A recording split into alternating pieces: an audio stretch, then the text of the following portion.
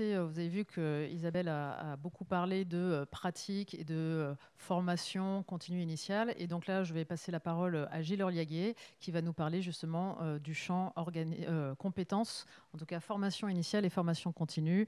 Et encore une fois, n'hésitez pas à poser des questions. Nous allons y répondre à la fin. Et je vois que beaucoup de questions sont en train d'arriver. Donc bravo pour cette interaction. Gilles, je te laisse la parole. Merci Mathilde, bonjour à tous. Donc, en effet, le champ 3 est consacré à la formation initiale, à la formation continue. Donc, la première question, c'était quelles sont les particularités en termes de compétences à respecter pour la pratique de l'anesthésie pédiatrique et en particulier, quelle doit être la formation, là on est dans l'initial, des médecins ayant une activité en anesthésie pédiatrique. Donc, nous avons répondu que les experts suggèrent de se référer aux recommandations européennes, on reviendra dessus, et de les appliquer en tenant compte évidemment des spécificités à la fois nationales, locales, relatives à la démographie, aux capacités de formation, aux flux de patients, afin d'améliorer la qualité et la sécurité des soins. Ainsi, les experts ont suggéré que tous les internes d'anesthésie-réanimation, quelle que soit leur carrière future, doivent suivre une formation minimum de 3 mois en anesthésie pédiatrique dans un centre spécialisé. Cette formation sera étendue à 6 mois avec un passage en soins critiques pédiatriques pour ceux qui auront une activité d'anesthésie-réanimation pédiatrique régulière par la suite. La question suivante, c'est finalement quelle est la formation des médecins ayant une activité en anesthésie pédiatrique. Eh bien, on a dit que tout médecin anesthésiste réanimateur qui va pratiquer de l'anesthésie pédiatrique doit avoir une activité régulière, spécifiquement en anesthésie pédiatrique. Ça a déjà été évoqué tout à l'heure.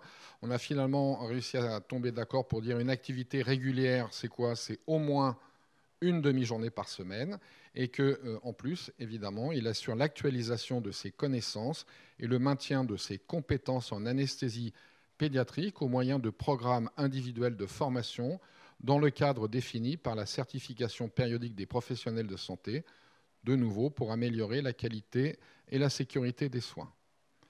Les experts suggèrent également de promouvoir la mise en place de programmes de formation qui seraient basés sur la simulation dans le cadre à la fois de la formation initiale et de la formation continue, toujours dans le même objectif d'améliorer la qualité et la sécurité des soins.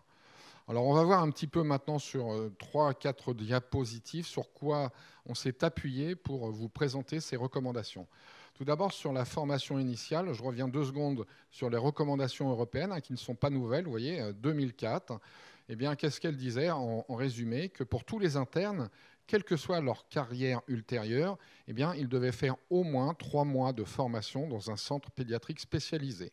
Que cette formation devait inclure la prise en charge de patients de différentes spécialités chirurgicales, de différents groupes d'âge, avec un nombre minimum qui devrait être au moins de 10 nourrissons de moins de 1 an et si possible au moins 2 nouveau-nés, 20 de 1 à 3 ans, 60 de 3 à 10 ans. Que pour ceux qui par la suite envisagent un poste avec une activité régulière en anesthésie pédiatrique, il est souhaitable d'avoir une formation complémentaire d'au moins 6 mois. Et pour un poste dans un hôpital, un centre de recours, eh bien une formation complémentaire d'au moins 1 an. Et pour ces 2 cas de figure, c'est-à-dire une activité régulière dans un centre pédiatrique, voire dans un centre de recours, de faire un passage en soins critiques, respectivement de 1 et 2 mois au moins. Enfin, il faut savoir qu'il y a eu une actualisation des attendus d'apprentissage au niveau européen assez récemment, vous voyez, en 2018. Et donc, le programme européen est consultable, je vous ai mis la référence. Et deuxièmement, le Royaume-Uni a endossé, si je puis dire, les recommandations européennes, vous voyez, aussi assez récemment, en 2020, recommandations qui dataient de 2004. Alors, en France, on ne part pas de rien, on ne partait pas de rien. Si on fait un petit état des lieux, il y avait déjà des documents, un référentiel métier qui avait été établi en collaboration par la SFAR, la DARPEF et le collège, qui contenait à la fois le socle de connaissances théoriques et les compétences, et je vous ai mis le lien. Il faut également savoir que depuis la réforme du 3e cycle des études médicales de 2017, il n'était plus indispensable de faire un stage, et en tout cas la durée du stage en anesthésie pédiatrique auparavant de 6 mois, ça avait disparu au profit de la nécessité d'acquérir des connaissances et des compétences en anesthésie pédiatrique. Évidemment, On considère que l'acquisition de ces connaissances et de ces compétences est difficilement envisageable ailleurs que dans un terrain de stage qui ne serait pas un terrain de stage d'anesthésie pédiatrique spécialisée. Une enquête réalisée au niveau national en France a montré que la majorité des internes actuellement souhaitaient avoir une formation un peu plus renforcée en anesthésie pédiatrique. Enfin, en ce qui concerne la place de la simulation, on ne part pas de rien, hein. Elle est croissante en anesthésie-réanimation en France, mais elle n'est pas totalement formalisée, en tout cas à ma connaissance, et à la connaissance des experts en anesthésie-réanimation pédiatrique. Évidemment, il y a un certain nombre de choses qui sont d'ores et déjà intégrées dès la phase socle, notamment pour l'acquisition d'un certain nombre de gestes techniques. Si on parle maintenant de formation continue, que disent les recommandations européennes? Eh bien, elles rappellent que pour tout anesthésiste, y compris donc les anesthésistes non spécialisés en pédiatrie, il faut être capable de prendre en charge, d'anesthésier des enfants de plus de 3 ans pour des chirurgies habituelles, communes, et se tenir à jour pour pouvoir être capable de stabiliser un nourrisson ou un enfant avant un transfert vers un centre. Qu'un médecin anesthésiste réanimateur qui a une activité régulière en anesthésie-réanimation doit suivre un programme de formation continue ou de développement professionnel continu, idéalement faisant des stages dans des centres de recours. Enfin, pour ceux qui exercent au quotidien, en tout cas régulièrement en anesthésie pédiatrique, évidemment, il faut se tenir à jour en termes de connaissances et de compétences, y compris pour la douleur, l'urgence et la stabilisation d'enfants en état critique. Nos collègues anglais ont repris un petit peu la même chose en ajoutant 3 notions complémentaires. En ce qui concerne les anesthésistes qui prennent en charge des enfants de tout âge, eh bien, il faut une formation annuelle multidisciplinaire basée, donc là ça renforce la place de la simulation.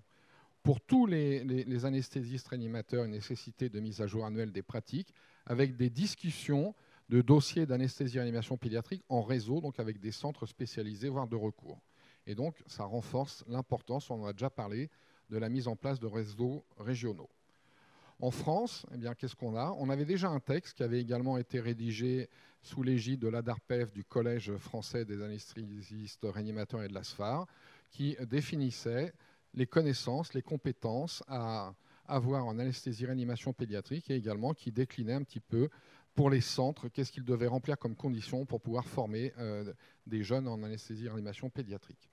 Enfin, en termes de spécificité de prise en charge en anesthésie-réanimation pédiatrique, sachez qu'une des options prioritaires du développement professionnel continu, le numéro 212, a été validée par l'Agence nationale du DPC, et donc ça fait partie des choses sur lesquelles on peut insister. Pour terminer, pour renforcer vraiment la place de la simulation qui se développe, sachez qu'aux États-Unis, pour être accrédité, un programme de fellowship, finalement un centre qui forme des internes, ça doit inclure obligatoirement des séances de simulation en anesthésie-réanimation pédiatrique. Certes, il existe encore une grande variabilité un peu de tout, du contenu, de la durée, etc. Mais néanmoins, se développent des réseaux avec des séances qui deviennent maintenant non seulement multi- ou interprofessionnelles, mais également multi-établissements. Et de la même façon, au Royaume-Uni, depuis longtemps, ils ont inclus la formation par simulation en anesthésie pédiatrique parce qu'ils considéraient qu'une formation de 3 mois était trop courte pour tous ceux qui devaient par la suite exercer l'anesthésie et pas exclusivement pédiatrique. Et donc avec des cas proposés après des discussions avec le Collège royal des anesthésistes, des scénarios basés sur une revue de la littérature validée par des experts, ces programmes initialement destinés aux internes, finalement, ils ont été élargis pour que tous, y compris ceux qui pratiquent seulement occasionnellement l'anesthésie pédiatrique, puissent en bénéficier. Et donc maintenant, ils ont étendu ce programme de simulation en anesthésie-réanimation pédiatrique à l'ensemble du territoire. Ils bénéficient de subventions et on va même maintenant proposer ces formations, enfin ils vont proposer ces formations à l'international. Voilà. Merci. Bien, merci Gilles et merci à tous les experts pour leur présentation. Vous voyez qu'il y a pas mal de champs qui ont été abordés. C'est vrai que ces recommandations, ces RPP ont voulu justement aborder toutes les situations, que ce soit du pré-opératoire au pér-opératoire et au post-opératoire, avec, encore une fois, je voudrais insister sur le fait que l'objectif principal, c'était quand même la qualité des soins, la qualité de notre pratique de l'anesthésie pédiatrique, avec aussi, bien sûr, quand on pouvait pouvait assurer une diminution de la morbimortalité. Donc là, il y a plusieurs questions qui viennent, donc je vais essayer de les structurer un petit peu par champ. Et si on passe, Claude, par rapport aux structures, on nous parle éventuellement d'hospitalisation. Sur quoi se base justement cette histoire de il faut hospitaliser les enfants dans un site dédié? Et question suivante, finalement, ce site dédié, comment on peut le définir dans un centre qui fait une pratique mixte, c'est-à-dire avec un secteur d'hospitalisation? Est-ce qu'on parle de secteur, de site dédié? Comment tu vois un peu les choses? Alors, pourquoi on a été vers l'hospitalisation dédiée, ou enfin réservée pour les enfants? C'est qu'il y a quelques années, avant la sortie du SROS, on avait encore des enfants qui mouraient d'hyponatrémie parce que l'enfant avait été opéré d'amygdalectomie, gardé une perfusion pour la première nuit post-opératoire. Le personnel soignant n'avait pas l'habitude de la pédiatrie. Et ce qui se passait, c'est qu'il y avait souvent des hypervolémies qui étaient créées par des perfusions qui passaient trop vite. Et donc, on avait des enfants qui mouraient, entre guillemets, ou qui avaient des séquelles neurologiques graves du fait d'une hyponatrémie. Donc ça, c'est un exemple de complication qui peut arriver dans un service où le personnel soignant n'est pas habitué aux enfants. Même chose, par exemple, pour des antalgiques ou de la morphine, des erreurs de dosage. Donc, c'est de là qu'est venue la notion d'avoir du personnel soignant connaissant les enfants. Après, ça peut, en hospitalisation, on peut très bien hospitaliser du post-opératoire de chirurgie dans un service de pédiatrie. Parce que du coup, par définition, le personnel soignant est habitué aux enfants. Donc ça, c'est souvent un moyen assez simple de contourner quand le volant d'hospitalisation de chirurgie pédiatrique dans un établissement nécessite l'équivalent de 7, 8, 10 lits. Effectivement, il y a de la pertinence à le mettre dans un secteur pédiatrique. Pour l'ambulatoire, je dirais c'est un peu plus simple. C'est que dans une unité ambulatoire, c'est plus facile d'isoler des enfants. La seule règle qu'il faut avoir, c'est quand même avoir au moins une personne chaque jour dans cette unité qui a l'habitude des enfants. Mais là, généralement, on peut déperfuser rapidement les enfants. Le problème de perfusion erronée, donc peut être plus simple à gérer, mais toujours essayer d'avoir quand même une personne qui connaisse un peu plus les enfants et qui va faire le lien avec les parents dans une unité ambulatoire. Donc disons, pour la chirurgie ambulatoire, c'est relativement simple. Pour l'hospitalisation, ça peut être aussi simple en utilisant un service de pédiatrie. D'accord. Et pour rappel aussi, il y a une charte pour les enfants hospitalisés qui quand même préconise que l'enfant doit être hospitalisé dans un site dédié, et ce qui va permettre de gérer aussi, comme tu disais, le personnel. C'est-à-dire que ça permet de regrouper le matériel, comme on l'a vu finalement au bloc opératoire, d'avoir toujours le même matériel en pédiatrie qui ne soit pas dispatché dans différents sites, d'avoir le personnel dédié à ces enfants et de pouvoir aussi organiser la visite des parents. Pour rappel, on peut en parler que les parents doivent être, en tout cas les accompagnants doivent être présents lors de l'hospitalisation en salle de réveil, et finalement de regrouper cette hospitalisation, cette activité pédiatrique permet de suivre finalement la charte de l'enfant hospitalisé.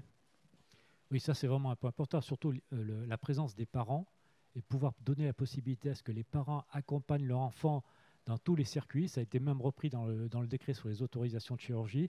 Ça a également été repris dans l'autorisation des soins critiques, où il est vraiment important que les parents puissent suivre tout le parcours de soins de leur enfant. D'accord.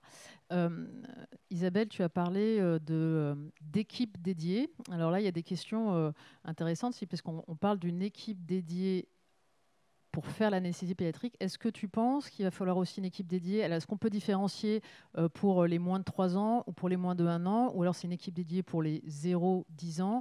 Est-ce qu'on peut imaginer, puisque quand même on parle les moins de 3 ans, comme tu l'as bien souligné, c'est une population à risque majoré, notamment d'événements critiques respiratoires. Est-ce qu'il faut essayer dans un centre mixte que l'équipe dédiée soit finalement dédiée pour les moins de 3 ans ou finalement de 1 à 10 ans? Alors, effectivement, c'est une très bonne question. Je dirais qu'elle doit être d'autant plus dédiée que l'enfant est jeune et que donc le risque de complications est important. Mais globalement, je crois que c'est quand même un principe dans une équipe mixte d'avoir, non seulement en général il y a un référent pour l'anesthésie pédiatrique, mais en plus que cette activité soit concentrée sur un certain nombre de praticiens qui représenteraient l'équipe dédiée. Alors, quand on est dans des structures où il y a beaucoup d'activités pédiatriques, effectivement, on peut considérer que le volume d'activité est suffisant pour qu'on puisse considérer que les praticiens ont acquis, d'une part, ont acquis par la formation leur expertise et ont suffisamment de volume d'activité pour la maintenir.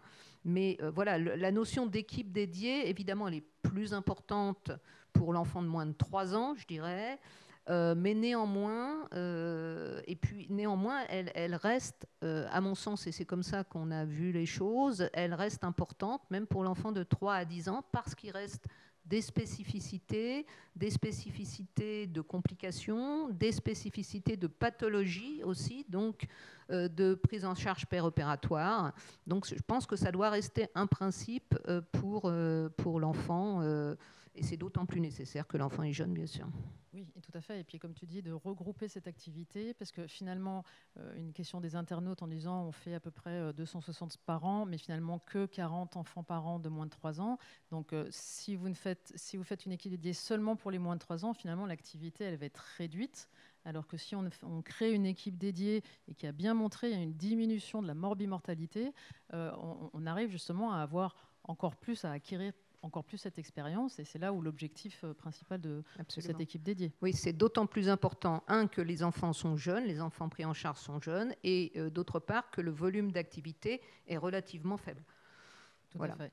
Et par rapport justement encore à cette prise en charge, il y a une question qui dit finalement pour les moins de 1 an, on parle de 2 professionnels d'anesthésie, dont un anesthésiste réanimateur, exclusivement dédié. La question est, est-ce que cet accord fort, comme on le dit, peut se heurter à une pénurie de professionnels compétents, mariade, et induire sur, on va dire, l'offre de soins? Est-ce que cette organisation peut influencer Alors, pour les moins d'1 an, c'est 2 professionnels dédiés, dont un MAR et un autre professionnel formé à l'anesthésie pédiatrique. Oui, c'est restrict. Forcément, ça impose une contrainte. Ça impose une contrainte d'effectifs, mais à mon sens, ce n'est pas la pénurie des effectifs qui doit moduler les recommandations, entre guillemets, disons les suggestions des experts, qui sont basées sur des données de morbimortalité. C'est plutôt l'inverse, c'est-à-dire que si on n'a pas les effectifs suffisants pour faire cette population d'enfants, c'est les moins d'1 an, on ne les fait pas. On ne peut pas se permettre de les faire dans des conditions qui ne seraient pas optimisées, puisque là, quand même, on sait qu'il y a un taux de complications potentiel qui est loin d'être négligeable. Tout à fait. Et en plus, on va dire que autant s'organiser pour ces enfants de moins de 1 an, d'assurer la sécurité et la qualité, de pouvoir aussi former toujours ces équipes. Si on est 2 à faire, il y aura moins de complications, il y aura plus d'expertise, et ensuite l'activité pédiatrique pourra éventuellement justement s'étendre et offrir un peu plus d'offres de soins. Absolument. Une petite question justement donc, sur la formation, Gilles. Parce qu'on a parlé beaucoup de simulation. Est-ce que quand même en France, en dehors de la simulation, puisque quand même on sait qu'il y a de plus en plus de centres de simulation qui sont organisés en France, et notamment de simulation pédiatrique, est-ce qu'il y a d'autres types de formations, notamment pour donc, la formation continue, puisqu'on dit qu'il faut maintenir ses compétences, actualiser ses compétences. Qu'est-ce que finalement on peut proposer ? Alors, il y a de multiples possibilités. Une première, déjà, c'est de suivre ce genre de présentation, c'est les congrès, c'est la ISFAR, c'est le congrès de la DARPEF. Une autre possibilité, c'est de faire des formations complémentaires comme les DU ou les DIU. Il y en a un certain nombre. Une autre possibilité, c'est des journées de formation spécifique comme à Lyon, par exemple. Il y a également comme possibilité la lecture. Il y a des livres spécifiques, il y a la littérature. Et donc, en fait, c'est un continuum, c'est un ensemble de choses qui vont concourir à entretenir ses connaissances d'une part et ses compétences d'autre part. C'est 2 choses différentes et en fait on a besoin des 2 pour pouvoir avoir un exercice sécurisé et qui assure une qualité des soins. Donc c'est pas uniquement ça, on a voulu mettre un petit focus sur la simulation parce qu'il y a des données de la littérature qui montrent clairement que ça améliore quand même les choses, notamment quand les possibilités de formation sur le terrain, on va dire, auprès des patients, sont un peu réduits parce que les terrains de stage sont peut-être pas totalement suffisants pour qu'on puisse offrir, si je prends l'exemple des internes, 6 mois de stage en anesthésie pédiatrique partout en France. Exactement. Et ce qui me permet finalement de rebondir sur une question sur les réseaux, puisque finalement, de développer ce réseau, alors déjà, comment peut-on développer ces réseaux, c'est-à-dire qui contacte qui, comment ça peut se passer en pratique? Et est-ce que finalement de développer ces réseaux entre les centres de proximité et les centres spécialisés permet aussi de faire une sorte d'association interprofessionnelle et d'organiser ce genre de formation? Est-ce qu'il y a une possibilité au travers justement l'organisation de ces réseaux? Alors, pour le réseau, en fait, comme vous l'avez vu, la tête de pont des réseaux, habituellement, c'est les centres spécialisés à vocation régionale. Donc, effectivement, quand on est un centre de proximité, voire un centre spécialisé, il faut se rapprocher de la tête de pont. Après, la question, c'est effectivement dans la convention, j'ai proposé qu'il y ait une convention pour le transfert des enfants, qu'il y ait des enfants en transfert, il peut y avoir aussi une convention de formation continue. Et donc, ça permettrait éventuellement de faire des échanges. Soit c'est des praticiens de l'établissement de proximité qui vient passer quelques jours ou même une journée dans un centre spécialisé, soit c'est l'inverse. C'est quelqu'un du centre spécialisé qui peut éventuellement se déplacer dans la structure, même une journée, discuter des protocoles qui sont mis en place pour les enfants, voir comment est organisée la structure, la salle de réveil. Donc ça peut être de manière un espèce de compagnonnage, sans que ça soit, c'est pas de la certification HS, c'est juste à visée pédagogique. Et je pense que à double sens, ça peut être inclus dans la convention du réseau. Oui, finalement, c'est l'organisation de ce réseau qui va pouvoir compléter les formations. Puisque c'est vrai qu'on parle de formation, on va dire, nationale, d'aller au congrès, d'assister à la ISFAR, congrès de la DARPEF, congrès de l'ASFAR. Mais ces réseaux permettent de lancer aussi des échanges et de faire de la formation au niveau très local. Et c'est vrai que c'est parfois difficile, notamment pour des centres un petit peu loin, périphériques, de s'organiser, de se dire d'aller voir le CHU qui est peut-être un petit peu loin. Et l'organisation de ces réseaux va pouvoir faciliter probablement ces échanges. Oui. Dans ce contexte se développent de plus en plus des postes partagés entre le CHU, par exemple, et un certain nombre de CH dans la région, quoi. Donc ça fait partie aussi des solutions qu'on peut mettre en œuvre. Et est-ce que, justement, ces réseaux, ces formations, l'acquisition de ces compétences permettrait peut-être de réaliser la pratique des moins de 1 an, pas forcément que dans les CHU, puisqu'il y a cette question, où doit-on faire les plus petits? Est-ce que, Isabelle, tu penses que justement l'offre des soins va pouvoir un petit peu changer, puisque de toute façon, on sait que c'est moins de 1 an. Je ne parle pas des nouveau-nés, des anciens prématurés, qui sont encore une population à part, mais finalement, c'est moins de 1 an.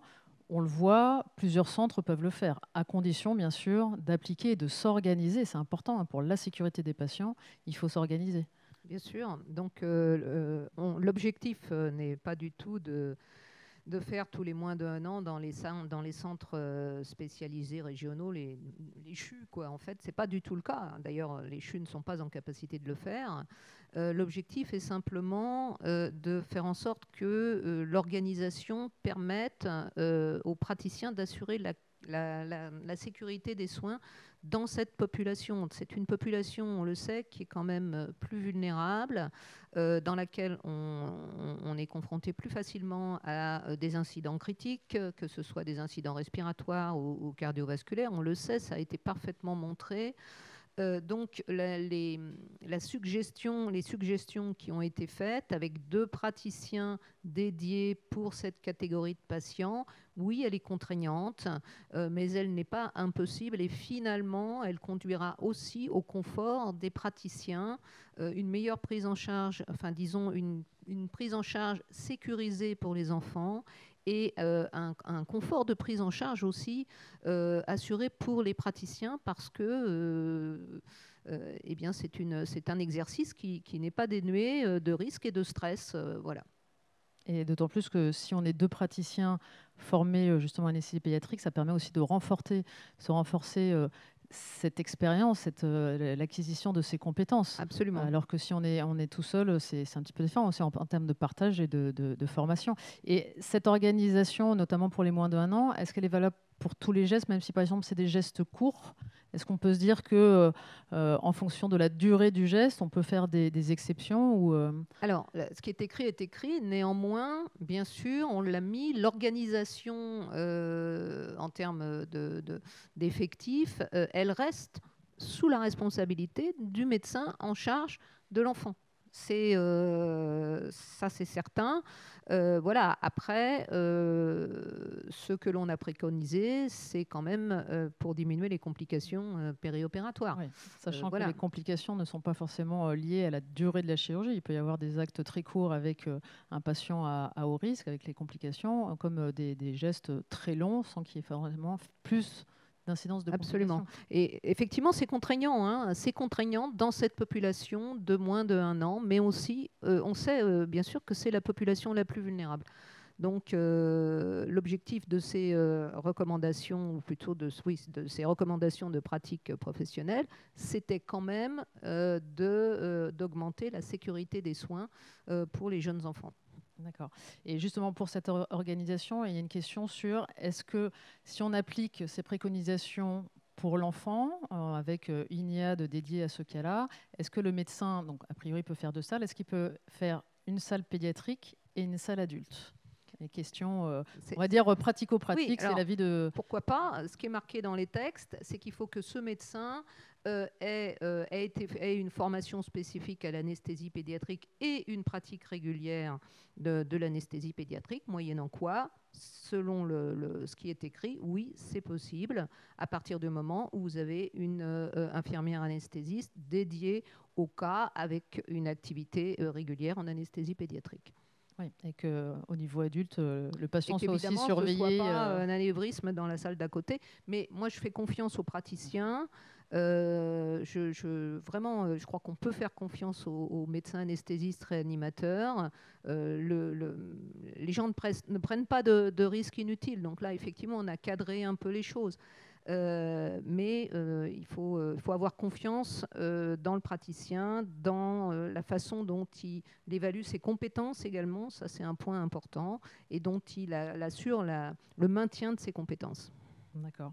Et alors, on n'a pas forcément voulu aborder ce sujet au sein de CRPP, mais on peut quand même dire un mot en termes de formation sur les IAD, parce que c'est vrai que, Isabelle, tu l'as précisé, qu'il faut qu'il y ait des IAD, qu'il y ait une pratique régulière de l'anesthésie pédiatrie. Est-ce qu'on peut, ou pas d'ailleurs, dire un mot justement sur cette formation des IAD? Oui, on est d'ailleurs revenu dessus dans le cadre des assises de pédiatrie pour signaler qu'auparavant, les IAD bénéficiaient de 8 semaines de formation spécifique en anesthésie pédiatrique. Et depuis l'universitarisation de la formation, ce n'est plus que 4. Là aussi, on a trouvé que c'était un petit peu dommage et qu'on s'est permis de souhaiter que peut-être on revienne à une formation un peu plus conséquente en termes de formation pratique, car c'est très bien la formation théorique, mais on sait très bien aussi que c'est en étant sur le terrain, pouvant faire l'acquisition d'un certain nombre de gestes et de techniques qu'on progresse. Et je voudrais profiter d'avoir le micro pour dire, je pense vraiment que CRPP, c'est aussi un outil pour pouvoir discuter non seulement avec les chirurgiens, mais également avec ces directions, pour dire, nous, on veut bien tout faire, mais on le fait dans un contexte avec du matériel, avec du personnel formé, pour renforcer de nouveau la qualité et la sécurité des soins. Voilà, c'est vraiment un outil, c'est comme ça, je pense qu'il faut le voir. Oui, oui, tout à fait. Il ne faut pas non plus oublier que certaines structures, souvent les chirurgiens espèrent augmenter l'activité, notamment en baissant l'âge limite des enfants. Et alors, pour rappel et pour information, la DARPEF avait établi un groupe de travail qui a réalisé une enquête. C'est Corinne Leju qui a développé cette enquête. Et les résultats qui vont être publiés dans NREA d'ici peu, là, probablement dans le mois, montrent quand même que parfois il y a un inconfort ou on va dire un manque de confiance et par le fait que souvent justement cet âge limite elle souhaite être abaissée par certaines directions, par certains chirurgiens et CRPP sont là aussi pour aider les personnes qui ont cette appréhension de l'anesthésie pédiatrique afin justement de cadrer, comme vous l'avez bien tous dit, cette sécurité. Alors il y a quand même une question et on va dire une situation un peu particulière qui n'a pas été abordée dans CRPP, c'est la situation des urgences, la prise en charge des urgences. Comment on peut, ou est-ce qu'on peut appliquer ces RPP, parce que là on a parlé beaucoup de programmer, finalement la situation d'urgence, ces urgences qui sont justement les moins de 3 ans ou les 1 an, dans un cadre où est-ce que c'est une astreinte, c'est un anesthésiste sur place, IAD, pas IAD? Est-ce qu'on peut avoir un peu quelques pistes? Alors, c'est vrai qu'on n'est pas rentré dans ce contexte, dans ce cadre-là, dans les RPP, parce que c'était extrêmement compliqué, parce que de toute façon, la situation d'urgence est très souvent une situation dégradée. Et il y a des risques en soi au contexte d'urgence. Et voilà, moi, j'aurais tendance à dire que finalement, l'idéal, bien sûr, c'est de pouvoir appliquer tout ce qu'on vous a présenté, les contraintes qu'on vous a présentées. Et ça peut aussi, comme l'a dit Gilles, être je dirais un moyen, pas un moyen, mais en tout cas une voie de discussion avec les gouvernances des différents établissements pour que le contexte d'urgence, dans le contexte d'urgence, on puisse assumer, prendre en charge les enfants avec la même qualité en termes de présence d'effectifs que ce qui est préconisé pour l'activité programmée, puisque l'activité d'urgence en soi représente un risque supplémentaire. Donc au contraire, on devrait être pendant l'urgence dans de meilleures conditions que pendant l'activité programmée. Voilà, donc ça, on n'a pas été, on a discrètement éludé l'urgence dans la rédaction des RPP, mais néanmoins, je pense qu'il faut tendre vers les mêmes précautions et la même organisation que celle qu'on préconise pour la chirurgie programmée. Exactement, et là où je pense c'est l'importance du réseau, que ce soit pour les anesthésistes, mais aussi pour les chirurgiens, pour justement cette offre de soins concernant les urgences. Je sais que par exemple en Ile-de-France, il y a toute une organisation qui essaye de se mettre en place pour la prise en charge des urgences chirurgicales pédiatriques. Effectivement, le CHU ne peut pas prendre en charge toutes les urgences chirurgicales. Et donc, c'est là où le CRPP vont pouvoir aussi également aider à l'organisation, que ce soit pour la chirurgie programmée, mais aussi pour la chirurgie urgente. Et une question d'ailleurs, puisque tu en as parlé, Claude, sur les décrets d'autorisation de chirurgie pédiatrique. Est-ce que tu peux un tout petit peu développer, puisqu'il y a une question sur l'application de ces fameux décrets, et je pense que tout le monde n'est pas au courant de la sortie de ces décrets d'autorisation de chirurgie pédiatrique. Alors, il y a eu effectivement un décret général autorisation des services de chirurgie, dans lequel il y a 3 volets. Il y a un volet adulte, un volet pédiatrique et un volet bariatrique.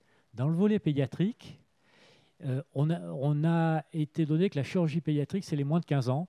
Et entre 15 et 18 ans, c'est possible. Bon, c'est possible dans les services de faire de la chirurgie pédiatrique. Après, ça, c'est adapté bien sûr au cas par cas. Au jour d'aujourd'hui, si vous avez un adolescent de 16 ans qui a une fracture du fémur qui pèse 80 kg, probablement il est mieux pris en charge dans un secteur adulte que dans un secteur pédiatrique.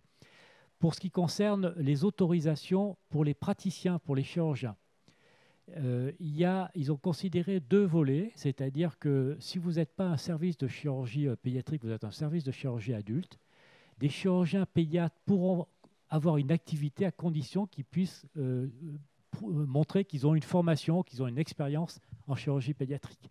Donc on ne sait pas encore très bien comment ça va être décliné cette affaire-là, parce que vous savez, quand il y a un décret, généralement il suit dans les mois qui suivent, il y a la circulaire d'application du décret. Là, on l'aura probablement d'ici la fin de l'année, mais on n'a pas encore la circulaire d'application de ça. Néanmoins, il est important d'avoir la circulaire parce que c'est un petit peu restrictif pour les urgences. Pour les urgences, il est dit que dans ce secteur adulte, on ne pourra faire que les enfants au-delà de 3 ans, à condition qu'on ait des praticiens, pareil, des chirurgiens qui puissent... ça, c'est vrai pour l'orthopédie et c'est vrai pour la chirurgie viscérale principalement. Donc, je pense qu'il va falloir suivre cette affaire et attendre de voir comment va se faire la circulaire. Mais néanmoins, si elle est appliquée à la lettre telle qu'on peut la comprendre, c'est plus restrictif que les RPP qu'on a fait sur l'organisation de l'anesthésie pédiatrique. Et est-ce qu'ils font la distinction entre différentes spécialités? Tu parlais de l'orthopédie, de l'uro-viscéral. Est-ce qu'il y a d'autres spécialités chirurgicales qui sont concernées par ce décret? Parce que par exemple, on peut parler de l'ORL. On sait que bien sûr, la chirurgie ORL est énormément pratiquée en dehors des CHU. Est-ce que là, il va y avoir aussi, on va dire, un aspect? Alors, pour l'ORL, pour la chirurgie maxillofaciale, ces disciplines-là peuvent être faites dans des centres adultes. Il n'y a pas à partir du moment où l'ORL peut prouver qu'il a une compétence en ORL pédiatrique. Mais du coup, c'est moins restrictif pour cette partie-là de la chirurgie pour l'ORL. Donc effectivement, l'ORL, c'est 40% de l'activité d'anesthésie de l'enfant. Ça, pour l'instant, on peut continuer à faire cette activité dans tous les centres tels qu'elle s'est fait aujourd'hui. D'accord. D'accord. Et j'ajouterais qu'effectivement, pour l'ORL, c'est quand même très souvent des enfants de 1 à 3 ans. Donc, dans un contexte où c'est une chirurgie extrêmement fréquente, c'est nous qui allons finalement être régulés finalement d'une certaine façon cette activité en fonction de nos capacités organisationnelles telles qu'on les a décrites. D'accord. Et alors concernant à nouveau, parce qu'on parlait aussi des urgences, hein, parce que je pense que c'est une réelle problématique, il va falloir qu'on aborde et que chaque centre finalement réfléchisse, que ce soit d'ailleurs du côté chirurgical ou du côté anesthésiste.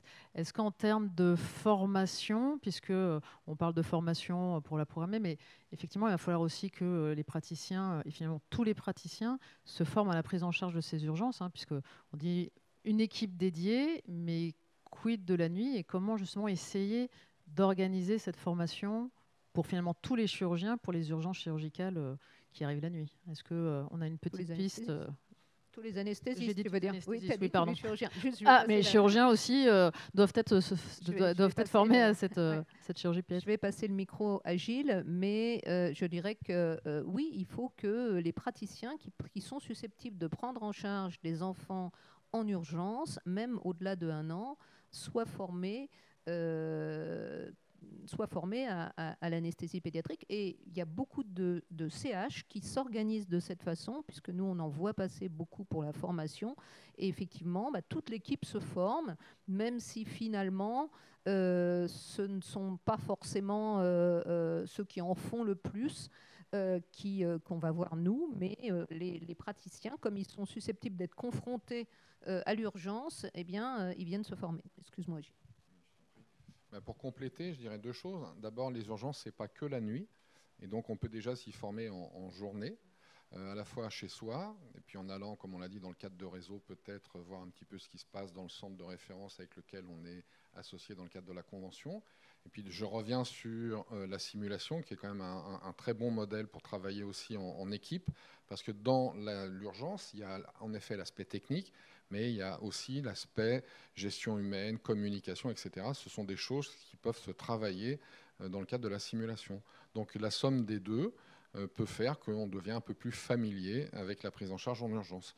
Mais c'est vrai que si le volume d'activité est extrêmement faible, c'est compliqué de rester compétent, surtout que, comme l'a bien rappelé Isabelle, l'urgence, c'est bien connu, c'est dans toutes les études, ça rajoute un niveau de complexité qui induit un niveau de morbimortalité plus important. Mais probablement, justement, ça va être aussi l'occasion pour chaque centre de revoir l'organisation de ses propres urgences chirurgicales. Après, encore une fois, référez-vous au SROS, puisque dans le SROS, c'est bien indiqué quel type de centre peut prendre en fonction de l'âge, mais en fonction aussi de l'urgence. Effectivement, dans le SROS, Claude, les centres de proximité doivent être capables de prendre des urgences, notamment au-delà de 3 ans. Oui, les centres de proximité, ils peuvent prendre toutes les urgences à partir de 3 ans. Et puis, éventuellement, pour certains axes simples, entre 1 et 3 ans. Donc, effectivement, il faut s'organiser pour avoir une compétence minimale, y compris sur la période de la permanence de soins en dehors de la journée. Mais finalement, c'est là où le réseau rentre encore en jeu. Je pense que c'est vraiment extrêmement important, cette notion de réseau, puisque si on s'organise en réseau, lorsqu'on a une urgence où peut-être que l'anesthésiste ne se sent pas à l'aise, c'est là où on va pouvoir appeler aussi on va dire le centre de référence pour discuter éventuellement même d'un transfert pour justement éviter ce sentiment de je ne suis pas compétent ou j'ai une appréhension, du coup ça ne va pas très bien se passer. Est-ce que justement on peut aussi actualiser, en tout cas activer ce réseau pour tout ce qui est urgence chirurgicale? Oui, tout à fait, parce que dans la convention, je pense qu'il faut définir quelles urgences on peut faire. Par exemple, les âges c'est bien, mais ce n'est pas suffisant. Vous opérez un enfant d'une péritonite à l'âge de 5 ans, les suites post-opératoires, ça peut être compliqué. Donc, il faut vraiment avoir l'habitude de la pédiatrie. Et il est bien au-delà de 3 ans. Donc, il faut vraiment que ce réseau définisse bien ce que chacun peut faire et comment on l'organise. Et que ce soit d'ailleurs au niveau de l'anesthésie, mais au niveau de la chirurgie, puisqu'il y a quand même des urgences, notamment on peut penser peut-être aux urgences ORL, comme ce qui est corps étranger, avec parfois des anesthésistes qui sont capables de prendre un enfant de moins de 3 ans, puisque bien sûr les corps étrangers bronchiques, c'est souvent en dessous de cet âge-là, qui se sent compétent, mais par contre, attention, il faut aussi qu'il y ait un ORL disponible sur place et qui sache faire ce geste qui est quand même un geste à haut risque de complications. C'est pour ça que je pense que dès qu'on aura la circulaire sur les autorisations de chirurgie, ça va être complémentaire de nos recommandations et on y verra vraiment plus clair et probablement qu'on améliorera encore la sécurité des enfants. Juste pour conclure d'une certaine manière, je pense que ces RPP vont nous pousser à la réflexion sur notre pratique et sur notre organisation, et c'est un avantage majeur. Très bien, merci encore. Je ne sais pas si on est toujours en direct, mais merci aux experts d'avoir présenté ces RPP, aux internautes d'avoir posé des questions. Ces RPP seront encore présentés et on aura encore l'occasion d'échanger autour de ces RPP. Et je vous souhaite une bonne fin de journée, une bonne ISFAR, puisque ce n'est pas fini. Merci.